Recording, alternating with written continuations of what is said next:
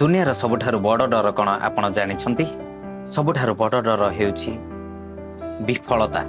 ନା ନା ନା ନା ନା ସବୁଠାରୁ ବଡ଼ ଡର ହେଉଛି ଲୋକେ କ'ଣ କହିବେ। ଅନେକ ସାଧାରଣ ଲୋକ ସେମାନଙ୍କର ସ୍ୱପ୍ନକୁ ଛାଡ଼ି ଦିଅନ୍ତି, କାରଣ ସେମାନେ ଭାବନ୍ତି ଲୋକମାନେ ହସିବେ, ଲୋକମାନେ ଆମକୁ ଖରାପ ଭାବିବେ। କିନ୍ତୁ ସତ୍ୟ କ'ଣ ଆପଣ ଜାଣନ୍ତି କି? ଆପଣ କିଛି ନ କଲେ ମଧ୍ୟ ଲୋକ କହିବେ, ଆପଣ କିଛି କଲେ ସେଥିରେ ସଫଳ ହେଲେ ମଧ୍ୟ ଲୋକ ଆପଣଙ୍କ କଥା ନିଶ୍ଚୟ କହିବେ। ତେଣୁକରି ଆପଣ କିଛି କରନ୍ତୁ କିମ୍ବା ଆପଣ କିଛି ନ କରନ୍ତୁ, ଲୋକ ଆପଣଙ୍କ ବିଷୟରେ ଆଲୋଚନା କରିବାଟା ସୁନିଶ୍ଚିତ। ତେଣୁ ନିଷ୍ପତ୍ତି ଆପଣଙ୍କର। ଲୋକ କଥାକୁ ଶୁଣି ନେଇ ଚୁପ୍ ରହିବେ ନା କି ନିଜ ସ୍ୱପ୍ନ ପାଇଁ ଆଗକୁ ବଢ଼ି ଚାଲିବେ।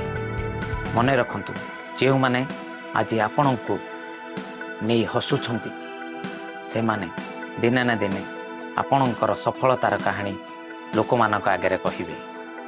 ତେଣୁ ଲୋକେ କ'ଣ କହିବେ ଆପଣ ଭାବନ୍ତୁ ନାହିଁ। ଆପଣଙ୍କ ହୃଦୟ କ'ଣ କହୁଛି ତାକୁ ନେଇ ଆଗକୁ ବଢ଼ନ୍ତୁ।